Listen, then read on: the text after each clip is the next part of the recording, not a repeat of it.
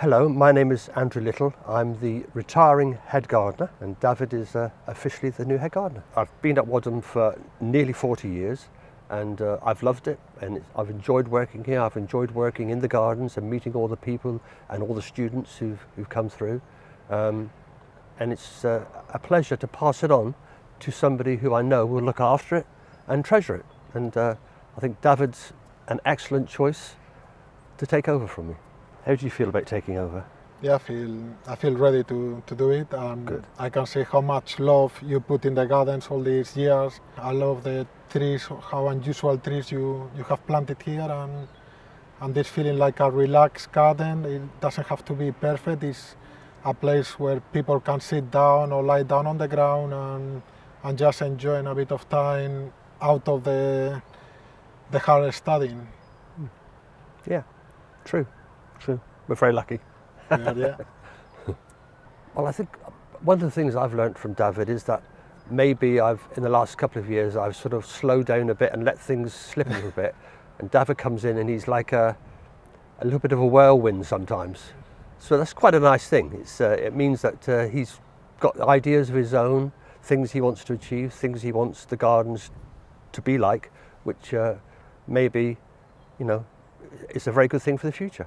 And he does the final touch. I think people that they are gardeners or they have green fingers, they know these little details that make the thing look nice at the end. All these, just a bit of watering at the right time or pruning at the right time. I can see that he's been doing all that.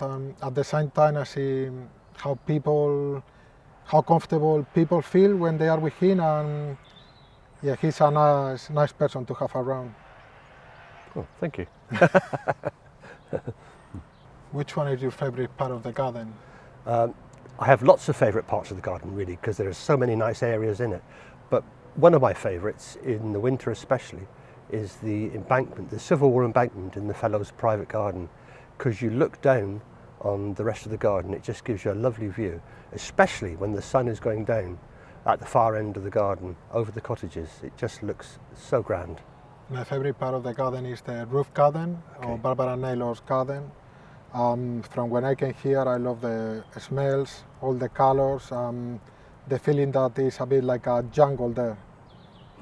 Yeah, I like it as well. Yeah. Which one is your favourite tree?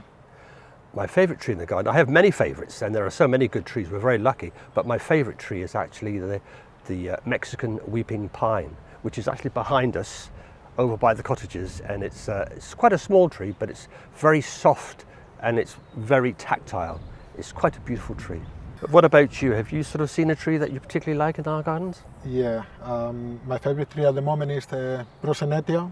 I like the shape of the leaves. We have it there in the corner there. Yeah. And also I like these kind of balls that they have in spring with all the purple color. Yeah. But I also like the mulberry tree, because also tell us a history about the gardens in Oxford, because the mulberries are lovely.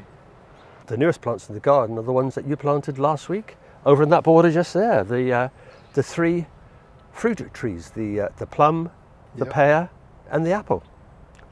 And they were all planted last week and hopefully will look really good in the future. What made you plant those ones? So we have an old apple tree there, and it died. I don't know if it was just old or I had a disease. And I just wanted more fruit trees in the garden, so that's why I planted the quince tree. We didn't have it, the green gage and the apple tree. So yeah, hopefully we have a tiny orchard in the future.